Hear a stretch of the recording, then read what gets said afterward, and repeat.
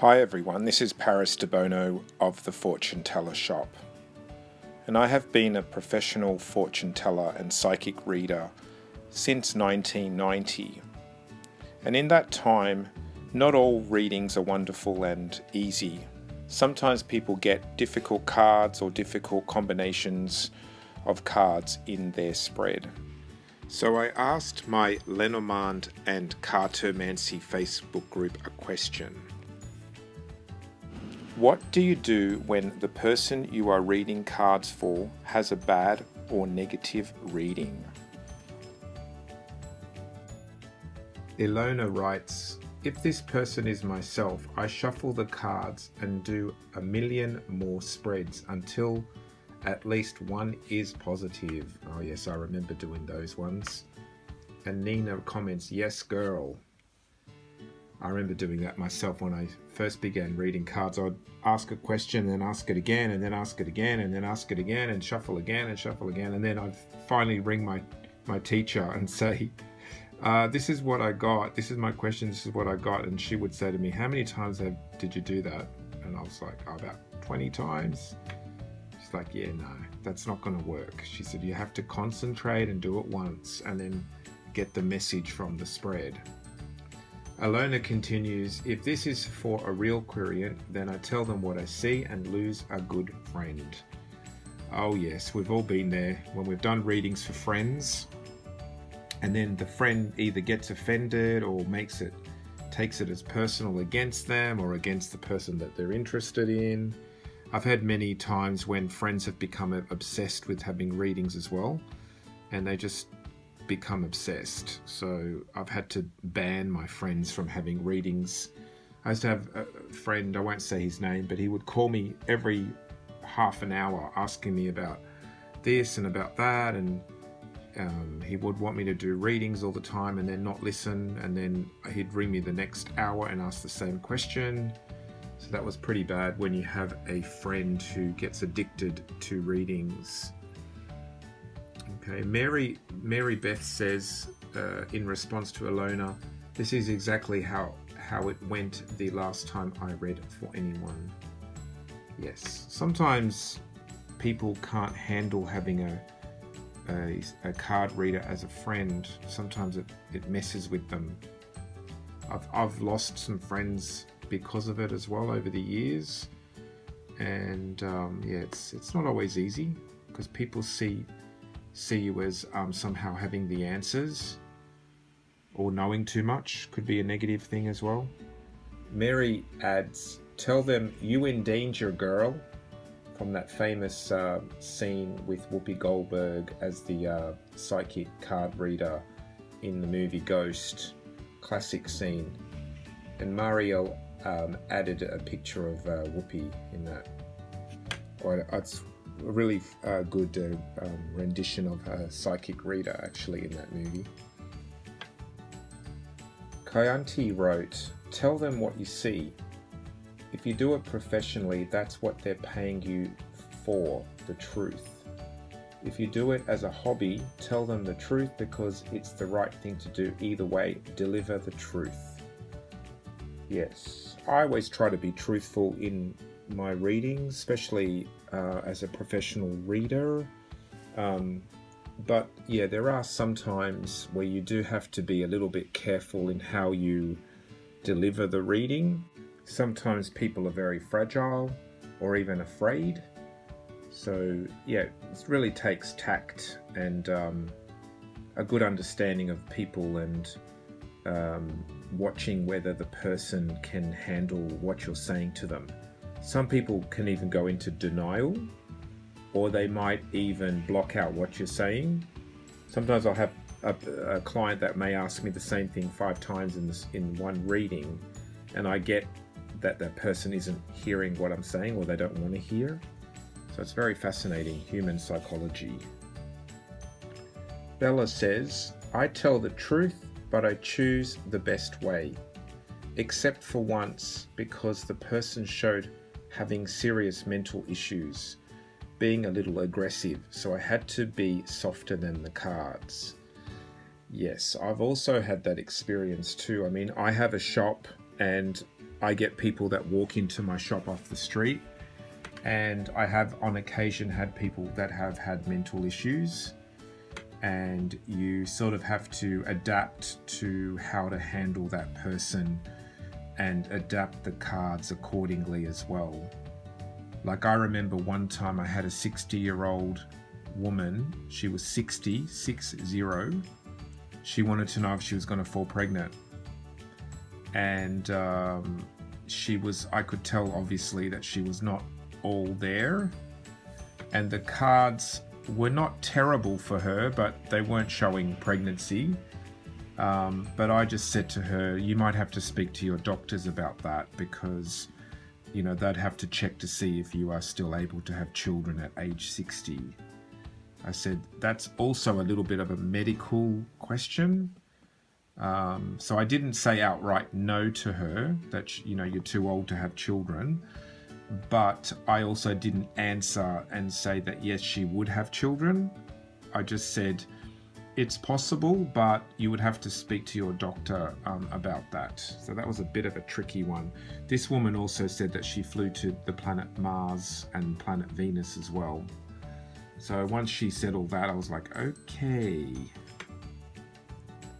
Debbie says, these are the types of readings that can really shake a person and push them into major growth. It may seem like a negative reading, but they have the opportunity to use it in a positive way.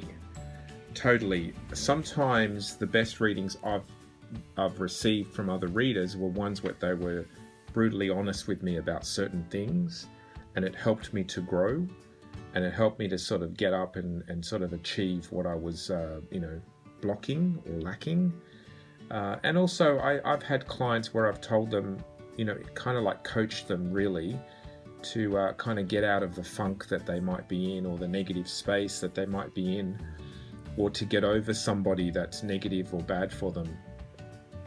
I mean, today I had a client, a woman, and she was in a relationship with a boyfriend who wasn't treating her well. And I said to her, I mean, she was only in her 20s, and I said to her, imagine if you had a daughter that was your age. Would you want your daughter to be dating your boyfriend? And she said no. And I said, and yet you're allowing yourself to be in that situation. So you wouldn't allow your daughter, who you would love and care for, date this man, and yet you're dating him. And she totally got a whole new perspective on how to react with him and how to be with him.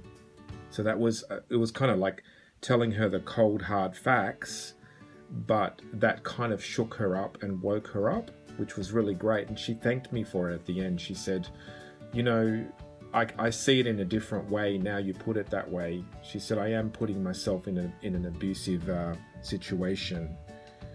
And I said, yes, you are. Thomas writes, I firmly believe that the only bad readings I have are when someone is actively trying, thinking, putting negative energy forward. Skeptics and naysayers. Yes, well, skeptics and naysayers can tend to be very draining because they're just being silly, or they're just being analytical, and they're not getting the point of the reading. So I find those people a little bit annoying, if anything. Also, I tend to be affected by people who can't seem to focus mentally and are very scatterbrained. It makes the cards just be as scattered, basically undefinable. Yes, sometimes, occasionally you'll have someone who is really scatterbrained and not present at all. I've had that as well, where they're just like off with the pixies and off with the fairies, and they're not getting anything you're saying to them at all. They're quite interesting readings. But yeah, those ones, when they're basically scattered, and yeah, there's nothing much you can really do with them except maybe get them to see that they're scattered. Sometimes I'll tell the person, notice how you can't concentrate. Are you like that everywhere in your life? And they'll say yes. So okay, and how's that going for you? And usually that's kind of like makes them aware that they're just being scatterbrained. When someone's acting scatterbrained, it's usually a form of fear, and they're just avoiding something. So they're just avoiding being present, or they're avoiding facing facts, or they're avoiding growing up, or they're avoiding being responsible in the situation.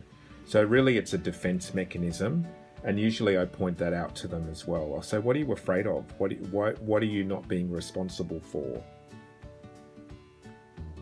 Denny writes, the negative reading is such a warning sign, and if taken with maturity and understanding, can be eye-opening for the people.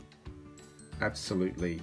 Sometimes a reading might be difficult to deliver or even receive, but ultimately with hindsight, looking back on a situation, it often works out for the best.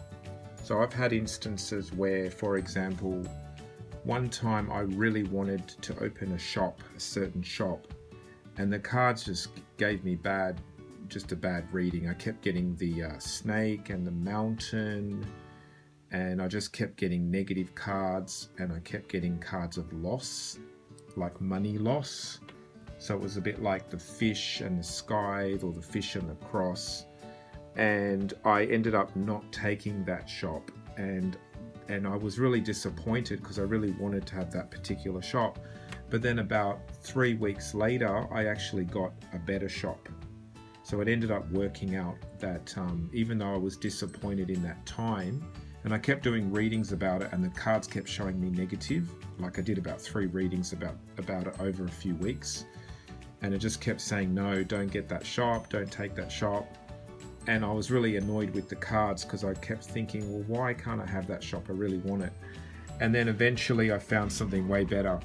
So always listen to your cards.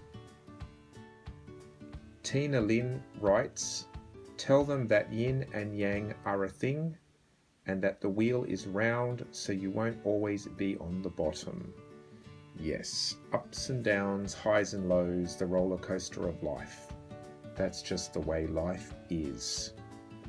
Now there's a name here that I cannot pronounce because I'm not in English. Some things are just not meant to be.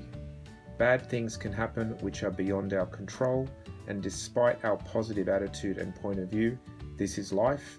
I always tell the truth. Yes.